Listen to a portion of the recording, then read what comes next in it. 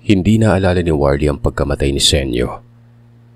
Maging ang dahilan kung bakit siya nasa bahay ay hindi niya rin naaalala. Kung ano man ang ginawa ni Lolo Doming at Lolo Remedyo, hindi ko alam. Maging si Senyo ay hindi na rin naaalala ng kanyang pamilya. Ayon kay Papa, isa lamang sa kakayahan ng mga aswang ang magbura ng memorya ng normal na tao. Kaya hindi nito nagawa na burahin ang memorya ko noon ay dahil sa may dugo ako ng albularyo at may suot-suot akong pangontra. Dahilan para hindi ako maapektuhan. Maliban na lamang kung ang gumawa ng pagbubura ay isang dalubhasa sa lihim na karunungan. Simula noon ay naging magkaibigan na kami nila Noel. Kung kaya't paminsan-minsan ay pumupunta kami sa bahay nila sa maliit na sitio. Hanggang sa umuwi sa lugar namin si Nelson. Naghahanap ito ng makakasama sa trabaho.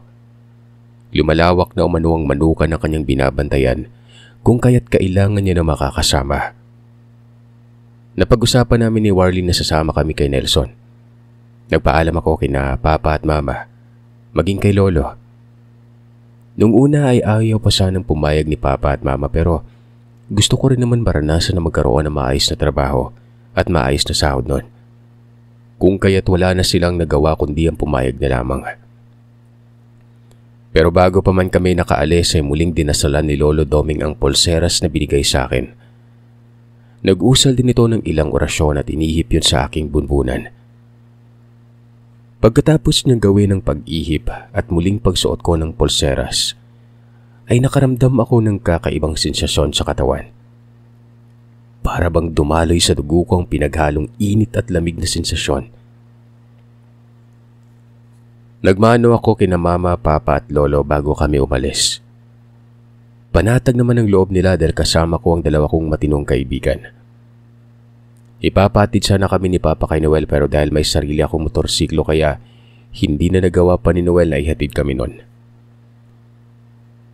Kanya-kanya na kami nang papunta sa lugar kung saan kami magtatrabaho.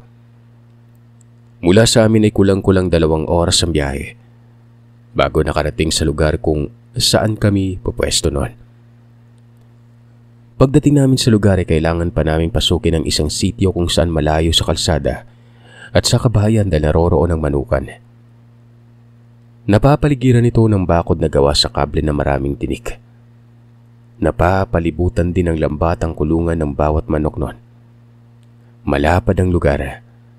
Napakaraming manok at may itik din na alaga sa lugar ni Nelson. Ayon sa kanya ay pag-aari na niyang mga itik. Paminsan-minsan ay nagkakatay siya kapag pumunta sa lugar ang may-ari ng manukan. Medyo may kalayuan ng manukan sa mga kabayan sa lugar. Normal lamang yon dahil sa yun naman talagang nararapat. Magtatanghalian na nang nakarating kami sa lugar. Medyo nagutom kami noon kung kaya't nagluto muna kami na makakain. Mabuti na lamang at pinabaunan ako ni Mama ng paksiw na isda. Kaya't kanin na lamang ang niluto namin para makakain na ng tanghalian. Pagkatapos kumain na saglit lamang kaming nagpahinga. At nang sumapit ang 3:00 ng hapon, ay dumating ang may-ari ng manukan na mag-asawang Tomas at Deta. Itinuro nila sa amin kung saan ang toka ng bawat isa. Sinabi din na mag-asawa na sana ay dumagdag pa kami ng isa pa naming kasama. Sinabihan din kami na mag-asawa na kaibigan na rin namin ang aming piliin nang sa ganon ay hindi magkakaroon ng hindi pagkakaunawaan. Inaasahan namin na kagaya kayo ni Nelson na masipag at talagang maaasahan at mapagkakatiwalaan sa pamamalakad ng manukan. Nang sa ganon ay hindi tayo magkakaproblema. Wika sa amin na mag-asawa. Kaagad naman kaming nagpasalamat at sumagot ng makakaasa sila na masipag kami at mapagkakatiwalaan kagaya ni Nelson. Mabuti naman kung ganon. Wika ni Mang Tomas. Hindi na sila nagtagal pa sa lugar. Agad na rin silang umuwi pagkatapos nilang nakita kung paano kami magpakain sa mga manok noon. Natuwa ang mag-asawa na makitang tama ang ginagawa naming pagpapakain sa mga ito. Maging ang pagsigurado ng kanilang kaligtasan sa kulungan. Pagkatapos namin silang bigyan ng pagkain at tubig. Wala na rin kaming iba pang ginawa pagkatapos naming pinakain ng mga manok. Sinabi ni Nelson na kinabukasan pa ng umaga namin sila kailangang linisin, yung kulungan. 4 na beses isang buwan ko mag-ani ng mga manok, pero bago pa man sila mag-ani, ay may mga kapalit na sa mga aanihin. Kung kaya't padagdag ng padagdag ang mga alaga nun. Ganun pa man ay ayos lang dahil sa 3 naman kami ang nag-aalaga. At dahil sa sinabi ng amo namin na kailangan namin ng isa pang kasama, kung kaya't sinuwelang naisipan kong ngayain kapag nakauwi ako sa amin.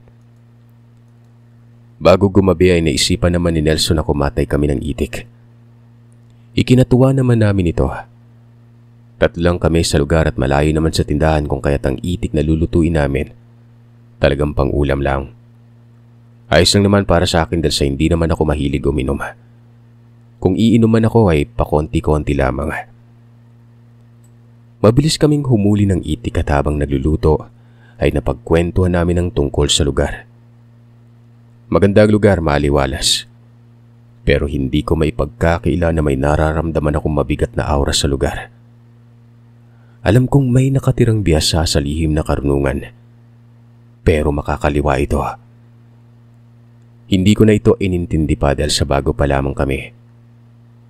Dahil sa pagod sa biyahe kung kaya't maaga kaming nakatulog pagkatapos naming maghapunan.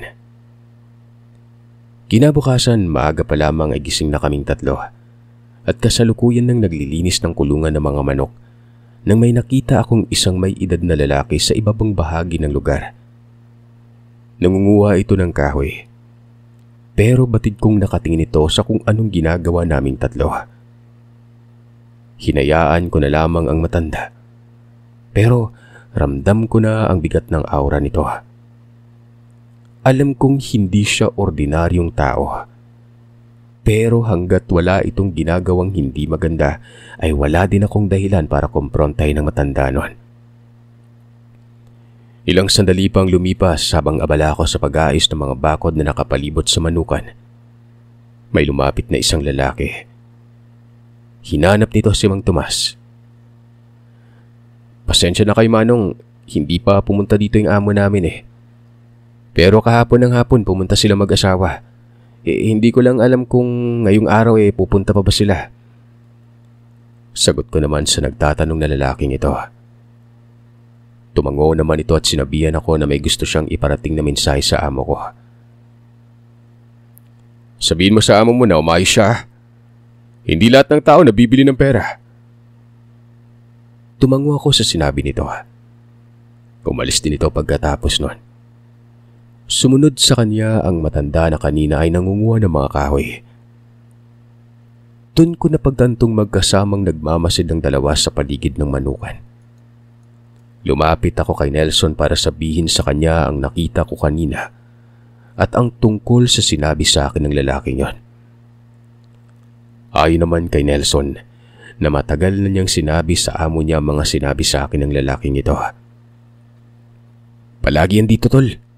Ganun at ganun pa rin yung pinapaabot niyang mensahe kay Bossing. Kaya nga napagod na ako kaya hinayaan ko na eh. Kilala ni Bossing yan kaya hayaan mo silang mag-usap. Wika sa akin ni Nelson. Napatango naman ako sa kanyang sinabi at nilapitan na si Warlie na nawiwili sa pakikipaglaro sa mga manok. Kagaya ni Nelson ay tapos na rin ito sa kanyang ginagawa. Kung kaya't saglit na lamang kaming nagpahinga para makapagluto na ng aming umagahan. Tinanong ko si Nelson kung hindi ba delikado ang lugar na pinagtatrabahuhan namin. Sabi naman ito, hindi naman kung mag-iingat tayo at huwag makialam sa kung ano man ang tanging nakikita sa paligid. Sagot naman sa akin ni Nelson. Dito ko napagtanto na hindi naman talaga ligtas sa lugar kung saan kami nagtatrabaho. Ganun pa man ay alam kong kaya kong manatili sa lugar. Pero ang inaalala ko ay si Warlie. Pero sa nakikita ko ng mga kinikilos ni Warlie ay alam kong kaya niya ring manatili sa lugar. Naging maayos ang aming pagtatrabaho sa manukan. Hanggang sa isang araw nun. Dumating si Mang Tomas na may dalang 6 na raang piraso ng sisiw. Sinabi niyang kailangan na naming palitan ng mga malaking manok. Hindi naman kami tumutol. Inasikaso namin ang lahat ng kanyang dala. Sa pagpunta niya sa manukan ay may kasama siyang 2 lalaki. Ramdam ko ang bigat ng aura ng 2 yon. Hindi sila normal at nakikita ko ang itim na anino ng 2 lalaki. Dahil sa nakita ko sa kanila, ay nagsimula akong magduda sa kanya. Nakita ko na nakatingin sa aming 3 ang 2 nitong tauhan. At nang nakita nito na lumingon ako sa kanya, ay ngumisi ito na parang aso. Malawak ang pagngisi nito na para bang may nakita siyang nakakuha ng kanyang interes doon. Ganun pa man ay hinayaan ko na lamang ito na walang idea sa kung ano ang kakayahan ko sa lihim na karunungan. Kasama sa natutunan ko kay Lolo Doming ay ang pagtago ng aura ko bilang may dugo ng isang magaling na albularyo. Pagkababa nila ng mga sisiw ay ang pag-ani nila ng mga malalaking manok noon. Natuwa naman kaming 3 dahil sa ibang amoy ng malaking manok sa sisiw pa lamang. Ganun pa man ay kailangan naming bantayan at maalaga ang mabuti ang mga sisiw dahil mabilis silang madapuan ng mga sakit, kaya kailangan ng iba yung pag-iingat at pag-aalaga. Nakahinga ako ng maluwag nang nakaalis na si Mang Tomas, kasama yung 2. Samantalang ang isa naman ay nagwika kay Nelson na babalik sila mamayang hapon. Sinabi ng mga ito na gusto nilang makilala kaming 2 ni Warlie. Kung kaya't gusto nilang bumalik at makipag-inuman sa amin kahit saglit lang. Wala namang pag-alinlangan na pumayag si Nelson. Ayon sa kanya ay matagal na niyang kilala ang 2 at mabuting tao na mano-mano ang mga ito. Tumango na lamang ako sa sinabi ni Nelson. Alam kong hindi ko masasabi sa kanya kung ano man ang nakita ko sa 2 lalaki. Mas nauna siya ng dihamak sa lugar kung kaya't alam kong igigit niya ang kung ano man ang nakasanayan at nakita ng kanyang mga mata. Pagkatapos ng ginawa naming pag-aayos at paglinis ng mga kulungan ng manok, naganda na kami ng tanghalian. Pagkatapos kumain na saglit kaming nagpahinga. Kinahaponan ay bumalik ang 2 tauhan ni Mang Tomas. Dito ko na nalaman ang kanilang pangalan. Si Sitong at Keto. Maayos namin itong hinarap. Habang si Nelson ay parang komportable na sa 2. Nakita ko na parang ilang si Warlie kay Sitong at naiintindihan ko ito. Masyadong mabigat ang presensya ni Sitong at alam ko na maging si Warlie ay nakakaramdam ng presensya ng 2 dahil may alam siya sa lihim na karunungan kahit papano. Nagkatinginan na lamang kaming 2 ni Warlie. Nakagawian ko ng kumain muna bago makipag-inuman. Si Warlie ay hindi kumakain bago uminom pero noong mga panahon na yon ay nagawa niyang kumain. Si Nelson naman ay hindi niya nagawa. Mabuti lamang at wala namang ginawang hindi magandang 2 lalaki. Pero batid kong kinukuha lamang nilang loob naming 2 ni Warlie noon. Pagkatapos ng gabing yun ay muli kong nakita ang 2 lalaking mag-ama sa likurang bahagi ng kulungan ng mga manok. Ganun pa rin ang pagbabanta nilang 2 tungkol sa aming amo at ang nakakuha ng atensyon ko ay ang sinabi nila na kagaya ng nangyari sa 2 tao na nawala na lang bigla. Ipagkakanuludin kayo ng kasamaan niyo sa trabaho. Dahil sa sinabi ng lalaking yon, napahinto ako sa ginagawa ko.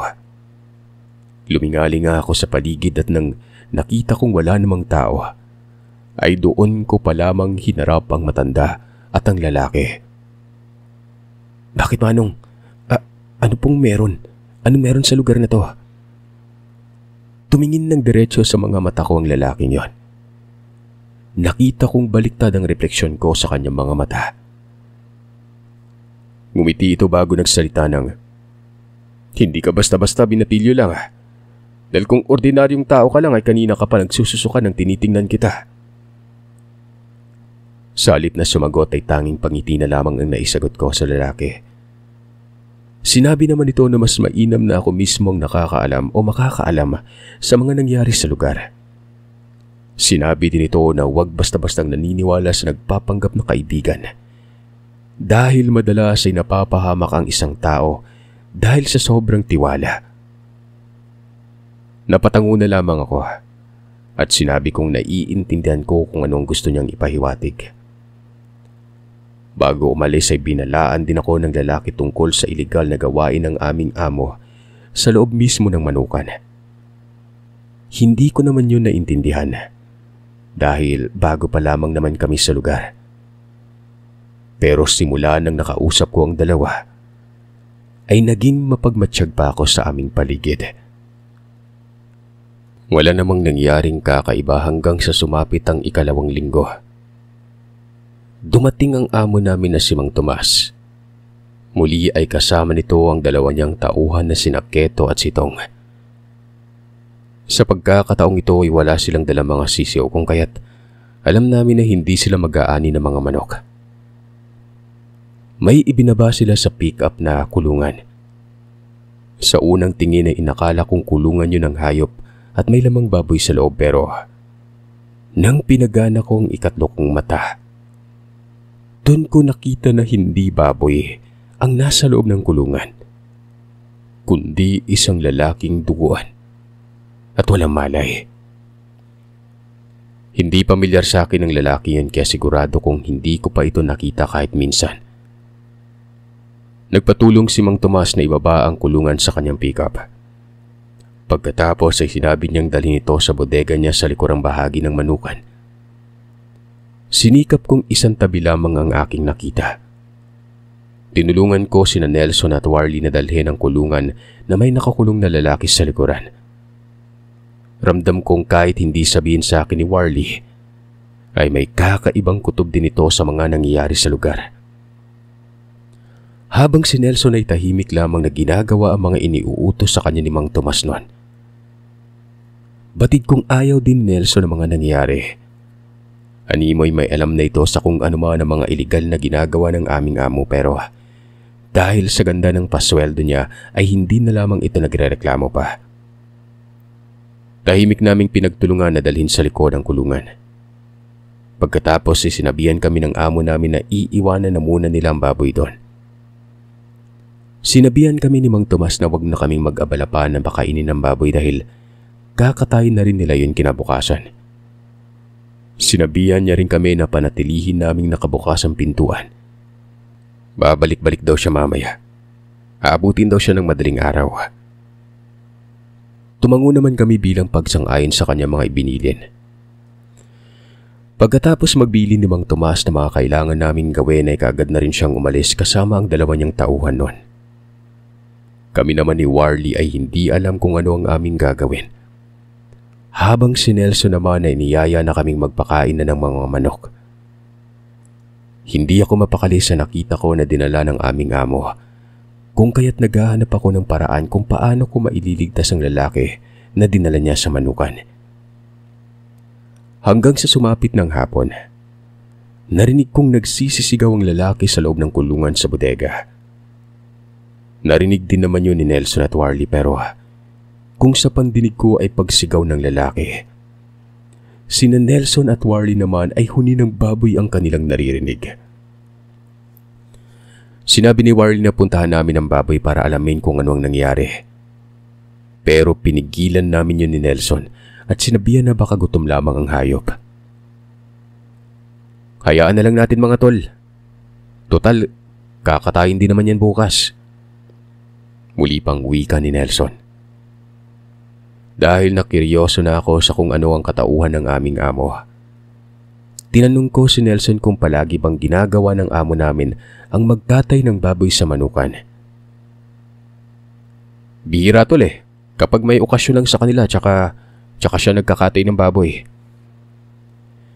Mas lalong nabuksan ng interes kong tuklasin ang katauhan ni Mang Tomas at maging ang lihim ng kanyang pamilya.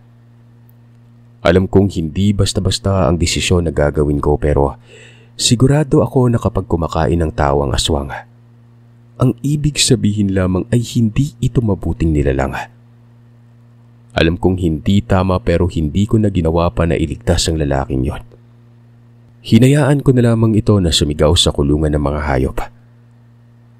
Habang nakaupo ako, sa upuan na gawa sa kabayan, ay narinig ko ang sigaw ng lalaki. Dahil doon ay nagdasal na lamang ako ng taimtim. Ipinanalangin ko na sana ay matanggap ng lalaki ang kahihinatnan ng kanyang buhay. Ilang sandali pa ay nagpa siya akong matulog na. Habang nakahiga sa papag nun, may narinig akong boses. Hindi ako gumalaw ni sumagot sa boses na aking narinig. Ang ginawa ko ay pinakinggan ko ang lahat ng kanyang mga sinabi. Dito ko nalaman na ang boses na naririnig ko, ang gabay ko noon. Sinabi nitong huwag akong maawa o manghinayang sa lalaki. Meron umanong masamang buti yung lalaki kaya huwag umanong kaawaan. Sa halip ay gamitin ko umano ang pagkakataon para matuklasan ang tunay na katauhan ng tao na pinagtatrabahuhan ko noon. Dahil sa narinig kong yon ay hinayaan ko na lamang ang lalaki na magngangawa sa bodega. Alam kong walang makakarinig sa kanya dahil sa wala naman kaming kapitbahay sa lugar. Hanggang sa sumapit ng umaga, maaga kaming nagising at kagaya ng normal naming gawain. Kaagad kaming naglinis ng kulungan at nagpakain ng mga alaga naming manok noon. Tinitingnan ko ang mga kilos ni Nelson. Malakas ang pakiramdam ko na alam niya ang lahat ng nangyari sa manukan. Pero hindi niya sinasabi sa amin ang anumang lihim ng aming amo. Kinahaponan ay muling dumating si Mang Tomas, kasama ang dalawang lalaki. Muli ay may dala silang kulungan na may lamang baboy. At kagaya nung nakaraan, kung sa paningin ng mga normal na tao ay baboy ito, sa paningin ko naman ni dalawang batang babae ang laman ng kulungan. Kung hindi ako nagkakamali ay edad 10 hanggang 12 taong gulang ang mga batang laman ng kulungang yon. Tiningnan ko ng diretso sa mga mata ang dalawang kasama ni Mang Tomas. Pero hindi nila magawang salubungin ang paningin ko sa kanila. Ultimong si Mang Tomas, hindi niya magawang tumingin sa akin. Sa kauna-unahang pagkakataon ay nakita ko ito sa seryoso at matapang nitong itsura. Napansin ko ang kakaibang takot ni Nelson nang nakita niyang itsura ni Mang Tomas noon. Animoy pamilyar ang itsura nito sa kanya sa ganyong anyo. Ganun pa man, ay hindi niya pinapahalata sa amin na natatakot siya sa amo namin. Hindi naman nagtagal ang mabalasik na itsura ni Tomas noon. Kagad din itong bumalik sa normal, kung kaya't napanatag na si Nelson. Habang ang dalawang lalaki naman ay maganda ang pagkakangisi. Samantalang ako naman ay naghahanap ng paraan kung paano maisalba ang mga bata noon nang hindi napapahamak ang mga kaibigan ko. Lalong-lalo na si Warlie na walang kaalam-alam sa mga nangyari. Habang naghahanda ng mga kakailanganin nila sa pagluluto, nagpaalam si Tomas kasama sina Sitong at Kito. Kung kaya't nakaisip ako ng paraan para makahingi ng tulong sa iba. At ang una kong naisip ay ang mag-amang madalas na nagmamasid sa manukan. Yung nagbibigay ng babala tungkol kay Tomas at sa mga iligal nitong gawain. Nung una ay wala akong makitang madaanan sa likod palabas na manukan. Inikot ko ng mabuti ang bawat likod ng kulungan na yon. Bitbit ang walis at nagkukunwaring naglilinis. Hanggang sa makita ko ang lalaki na kasama ng matanda. Nakatalikod dito sa akin kung kaya't hindi ko siya pwedeng tawagin. Ayoko na marinig ako ni Nelson at Warlie. Kumuha ko ng maliit na bagay at ibabato ko na sana pero laking gulat ko na lamang nagbigla itong humarap at umisi. Ganun pa man ay ramdam ko ang kagaanan ng loob ng lalaking yon. Sinenyasan ko siyang lumapit sa akin. Sinabi ko dito na kailangan ko ng tulong nila. Sinabi ko na may nakakulong sa bodega. Kung kumakain sila ng tao ay ayos lang na kunin nila yung lalaki pero nakikiusap ako na yung mga bata ay tulungan nilang mailigtas sa kamay ni Tomas at dalawang lalaki na sina Sitong at Kito. Kung ganun, may lakas ka ng loob na kontrahin ang amo mo? Tanong niya. Tango na lamang ang tanging naisagot ko dahil sa ayaw kong marinig ni Nelson ang nagsasalita nun. Dahil doon ay tumango ang lalaki. Sinabi niyang matagal na nilang gustong puksain ang mga ginagawa ni Tomas. Pero hindi nila magawa-gawa dahil sa walang nagpapahintulot sa kanila na makapasok sa lugar. At ngayon, ako ang nagbigay ng pahintulot kung kaya't makakapasok na sila. Hindi ko man alam kung bakit kailangan pa nila ng pahintulot na makapasok sa manukan pero hindi na ako nagtanong pa. Narinig ko ang pagtawag ni Nelson sa akin. Dahilan para kumaway na lamang ako sa lalaki, tanda ng pamamaalam nun. Mabilis na malis ang lalaki. Ako naman ay nagpatuloy na sa pagwawalis. Nang sumapit na ang takip silim ay sinabihan na kami ni Nelson na maghapunan na kami. Hindi na tayo makakalabas mamaya pagkakatay na nila yung mga baboy. Kaya kailangan maaga pa lamang kumain na tayo at magpahinga. Bakit tol, hindi tayo tutulong sa pagkatay? Ay naman kay Nelson, hindi na. Magpapahinga na lamang kami para maaga pa kaming magising kinabukasan. Hindi na ako nakitanong pa. Sa halip ay sinabihan ko na lamang si Warlie na sundin na lamang namin si Nelson dahil siya ang mas nakakaalam sa lugar. Tumango din naman si Warlie kung kaya't naghanda na lamang kami ng pagkain at kumain na lang. Nag-usal ako ng mga salita para mabilis na makatulog si Warlie. Habang si Nelson naman ay hinayaan ko na lamang dahil sa batid kong alam niya ang mga nangyayari sa lugar na yon. Mabilis na nakatulog si Warlie habang ako ay nakikiramdam lamang sa paligid. Sa wari ko ay nasa 11:00 ng gabi nang nakarinig ako na biglang may bumaba sa lupa. Kasunod nito ay ang pagbubukas ng bodega. Dito ay narinig ko ang pag-iyak ng bata, maging ng babae nun. Habang ang lalaki naman ay nagsasabi na pakawalan siya. Pero imbis na sumagot sa mga sinasabi ng mga nakakulong, ay malakas na pagtawa ni Matomas ang aking narinig noon. Walang ano-ano ay narinig kong inutusan niya sina Keto at Sitong na ilabas na ang mga nakakulong. Nang nakarinig na ako ng paghila ng kulungan para palabasin na ang kanilang biyag sa loob, may narinig akong mga paghampas ng pakpak at pagbaba sa lupa na siyang naging dahilan para magulat si Tomas. Narinig ko rin itong tinawag niya sina Keto at Sitong. Pero ang bawat pagtawag niya ay sinasabayan ko ng pagbato ng mga buhay na kataga. Nang sa ganoon ay hindi maririnig ni Nelson ang mga pagtawag nito sa labas. At sa uri ng pinakawalan ko na orasyon, alam kong nakatulog na rin si Nelson. Nakakarinig ako ng mga angil sa labas. Tunog na animoy gigil at galit. Ilang sandali pa ay narinig ko nang nagsalita si Tomas ng, "Bilisan na ninyo! Ilabas na ang mga biyag! Kanina pa ako nagugutom!"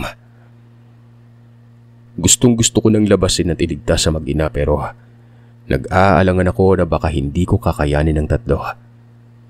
Naisip ko rin na baka may iba pa silang kasamahan na naghihintay lamang sa paligid at nagmamasid noon.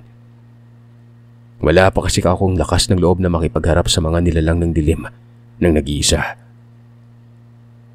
Pero walang ano-ano. Isang pamilyar na boses ang biglang narinig ko sa aking isipan. Boses yun ni Lolo Doming. Sinabi nito na nakatanggap si Mang Adonis ng babala tungkol sa pinagtatrabahuhan ko mula sa kanyang kadugo na nakatira sa kung saan kami nagtatrabaho. Nung una ay hindi ko pa alam kung paano sagutin si Lolo. Ayoko magsalita dahil ayokong marinig ni Tomas na gising pa ako noon. Ang hindi ko alam ay naririnig pala ni Lolo Doming kung ano ang nilalaman ng isipan ko. Kung kaya't siya na mismo ang nagsabi sa akin na kausapin ko siya sa pamamagitan ng aking isipan. Ginawa ko naman ang sinabi sa akin ni Lolo. Sinabi ko rin sa kanila ang kaganapan na nangyayari sa labas ng bahay. Doon ko lamang narinig ang boses ni Mang Adonis na nagbigay ng alituntunin kay Noel at Lolo. Sinabi nito na mauuna na silang dalawa ni Lolo Remedio. Sinabihan nilang sila na ang bahala sa pagligtas sa amin ni Warlie sa lugar at maghihintay na lamang sina Papa sa bahay.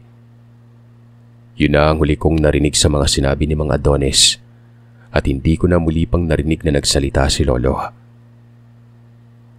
Walang ano-ano ay narinig ko ang pagsigaw ng lalaki. Bigla naman akong nabahin nang hindi ko napigilan. Narinig nilang pagbahin ko na naging sanhi para umangil sila noon. Walang ano-ano ay narinig ko ang pagkaskas ng mahaba nilang kuko sa dingding. Kasabay nito ay ang pagrinig ko ng garagal na boses ni Tomas na nagwika ng, "Alam kong gising pa ang isa sa inyo. Lumabas ka na dyan, Nelson, at tulungan mo kami na tuluyan na maging kaisa namin." Wika nito, kasunod ng pagkaskas ng mahaba niyang mga kuko sa dingding. Nagwika din ito na nahahalata nila na may idea na kami ni Warlie sa mga nangyari sa manukan. Kaya't bago pa man madamay si Nelson sa galit niya ay kailangan niyang ipaubaya kami ni Warlie kay Tomas. Nang marinig ko yon ay napagtanto ko na siguro yun din ang ginawa ni Nelson sa mga nauna niyang kasamahan, kaya walang tumatagal sa manukan maliban sa kanya. Nang ibabaw ang galit ko sa aming amo at sa dalawa niyang kasamahan kung kaya't ako na ang sumagot kay Tomas. "Tulog si Nelson. Bukas pa siya gigising kaya hindi niya kami maipagkakanulo sa inyo. Kagaya ng ginawa niya sa iba niya pang kasamahan." Walang pag-aalinlangan na sagot ko kay Tomas noon. Mas nagalit ito nang narinig niya ang boses ko. Kasabay naman ito ng malakas na pagsigaw ng bata at ng babae. Nagpa siya akong lumabas na para subukang iligtas sa mag-ina. Pero biglang may lumapag. Kasunod nito ay ang pagkasira ng tila babakod na kahit ako ay hindi ko nakita kahit minsan. Nabigla si Tomas nang nasira ang bakod na yon. Kaagad naman akong nagpasyang lumabas na ng kubo. Nakita ko ang mag-ama na hiningan ko ng tulong. Kaharap na ng lalaki si Tomas. Nang nasa labas na ako ay hinarap ako ni Tomas para salakayin pero bago pa man niya ako nasugod nun, ay may sumaluna sa kanyang pag-atake. Nakita ko si Mang Adonis na ang kumaharap kay Tomas. Nagulat pa ako nang binanggit ni Mang Adonis ang pangalan ni Tomas noon. "Dito ka lang pala nagtatago, Tomas, ha? Kay tagal na kitang hinahanap." Si Mang Adonis at Tomas ang naglaban. At sa kung anong kadahilanan ay tila ba nang hina si Mang Adonis noon. Habang sina si Tong at Keto naman ay kinakaharap na mag-ama na lagi kong kausap. Inaral ko ang mga galaw ni Tomas. Nakita kong maliban sa pakikipag-away nito kay Mang Adonis ay may binibitawang pulbos si Tomas na siyang nagtatama sa balat ni Mang Adonis noon. Nang makita ko ito kaagad ay dali-dali akong gumawa ng paraan kung paano makuha sa kanya ang pulbos na nakalagay sa supot na nakasabit sa kanyang tagiliran. Umatras si Mang Adonis nang matamaan ng pulbos ang kanyang balat. Muling umakba ng pagsalakay si Tomas pero kaagad akong tumakbo pasugod kay Tomas noon. Nang malapit na ako sa kanya ay nakatingin ako sa itsura niya para gumalaw ng pagsalakay. Kung kaya't ngumisi ito na animoy, nasiyahan sa nakikita. Siya na mismong sumugod sa akin noon. At sa kanyang pagsugod ay kaagad kong pinunteriya ang supot sa kanyang tagiliran. Pagkatapos ko mahablot ang supot na ito, diretsahan ko yung ipinasak sa nakabuka niyang bunganga. Hindi yon inaasahan ni Tomas. Kung kaya't diretsa niyang nalunok ang pulbo na laso na siyang mismo ang may gawa. Biglang nanghina si Tomas nang nalunok niya ang pulbo, habang ang dalawang lalaki naman ay tuluyang nagnagape ng mag-ama. Nakita kong may iba pang nilalang na nagmamasid pero hindi tumuloy ang mga ito sa pagpasok sa manukan. Nagsipulasan ang mga ito lalo na nang nakita nilang bumagsak si Tomas noon. Kasama ng lalaki na namatay ay inihilera nila ito sa katawan nila si Tong at Keto. Ang buong akala ko ay ililibing nila ang katawan ng tatlo pero nagulat ako nang sinigaan ni Mang Adonis ang katawan. habang ang katawan naman ni Tomas ay dahan-dahang naging kalansay na. Nagtataka ako kung paano yun nangyari. Pero animoy nababasa ni Mang Adonis ang isipan ko dahil sinabi niyang, "Yan ang epekto ng pulbong lason na nalunok niya. Sinusunog no ng laman at buto ng katawan." Hanggang sa tuluyan ng nasunog ang panlabas nitong kaanyuan. Naging abon na lamang ang natira sa sistema ni Tomas. Yung mga nakakulong ay nawalan ng malay. Kung kaya't ipinasok namin ang mga ito sa kubo hanggang sa tuluyan ng bumalik ang diwa. Sina Mang Adonis naman at Lolo Remedyo ay kagad na rin umuwi ng mismong gabing yon. Ganun na rin ang mag-ama na hiningian ko ng tulong. Kami na lamang ang naiwan sa kubo.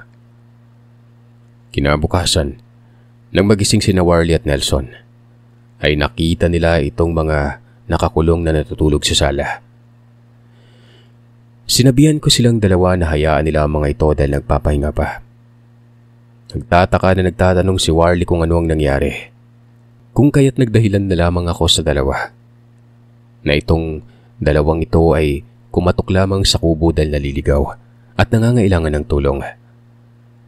Tanging pagtango na lamang ang nagawa ng dalawa. Hindi nagtagal at nagising na rin itong nakakulong. Maging ang mga ito man ay tila ba nagtataka kung anong ginagawa nila sa lugar. Alam ko mangyayari na ito. Dahil ganun din ang nangyari kay Warlie nung minsan kaming nakainkwentro ng mga aswang sa lugar nila Mang Adonis. Hindi na nagtagal ang dalawang bihag sa may manukan. Nagpasalamat lamang sila at tumalis na rin para umuwi sa kanilang tahanan. Naiwan kaming tatlo sa manukan at patuloy na gumagawa ng normal nawing gawain bilang trabahador. Pero napapaisip ako kung sino nang nagpapasahod sa amin kayong wala na si Mang Tomas. Kinahaponan ay nagtambay kami ni Warlie sa labas. Si Nelson ay nagboluntaryo na siya na lamang ang magluluto. Pero nabulabog kami ng mga sigaw ni Nelson. Nang pumasok kami sa kubo ay nakita naming namimilipit na ito sa sakit. Lumalaki na rin ang mga paa at tiyan ni Nelson. Pero maliit pa rin ang kanyang mga kamay. Nagsisisigaw na ito sa sakit ng kanyang tiyan habang namimilipit noon. Sinubukan kong gamutin si Nelson gamit ang pagpainom sa kanya ng tubig na hinaluan ko ng asin. Pansamantalang nawala ang sakit ng kanyang nararamdaman. Pero hindi tumigil ang paglaki ng tiyan niya. Dahil doon ay nagdesisyon ako na umuwi sa amin kasama si Warlie at Nelson para magamot ito ni Lolo Doming. Nasa 5:00 na ito ng hapon kung kaya't gabi na nang nakarating kami sa bahay. Diretso kong dinala si Nelson sa loob habang tinatawag si Lolo. Habang si Warlie naman ay kaagad nang pumunta sa bahay nila Nelson para ipaalam sa magulang nito ang nangyari. Si Lolo Doming naman ay kaagad nang pinainom si Nelson ng langis na may orasyon at iba pang sangkap pangontra sa kulam. Nang nainom ni Nelson ang langis ay doon pa lamang ito nakahinga. Nangihina din siya na para bang napagod na gusto. Hinayaan na lamang namin itong magpahinga na siya namang nadatna ng kanyang mga magulang. Nagulat ako nang sinabi ni Lolo na may nakatanim na kulam sa sistema ni Nelson. Pero lumabas ang kulam nang namatay na ang may gawa ng pagtatanim. Huwag kayong mag-alala. Walang masamang mangyari kay Nelson. Patay na ang may kagagawa ng pangkukulam kaya ang nangyari sa kanya ay isang paraan para mailabas ang lason sa kanyang sistema. Gagaling si Nelson. Hayaan niyo na muna siyang magpahinga. Malumanay na pagsasalita sa amin ni Lolo Doming. Dahil sa sinabi ni Lolo kung kaya't napanatag ang aking loob. Nag-alala naman ang mga magulang ni Nelson nang nakita nilang sitwasyon ng kanilang anak noon. Pero kagaya niya sinabi ni Lolo sa akin ay ganoon din ang sinabi niya sa magulang ni Nelson. Buong gabing nakatulog ito samantalang kami naman ay buong gabi din na nagbabantay sa kanya. Madaling araw na ito nang nagising at unti-unti nang lumiliit ang kanyang tiyan. Nagtataka siya kung paano siya nakarating sa lugar namin na siyang pinagtulungan naman naming ipaliwanag sa kanya. Halos hindi naman siya makapaniwala sa mga nangyari. Ganun pa man ay hindi na kami nagbalak na bumalik pa sa manukan kahit hindi kami nakakuha ng sahod noon. Kinalaunan na balitaan na lamang namin na binenta ng manukan. habang si Lolo Doming naman ay tuluyan ng bumalik sa panggagamot. Sina Nelson at Warlie ay nakipagsapalaran sa Manila habang ako ay tuluyan ko ng sinunod ang yapak ni Lolo. Naging isa akong manggagamot. Pero nang nagkaroon ng asawa, kagaya ni Lolo ay unti-unti kong tinalikuran ng panggagamot. Gusto ko mamuhay ng tahimik at normal. Lalong-lalo na't kasama ko ang aking mga anak.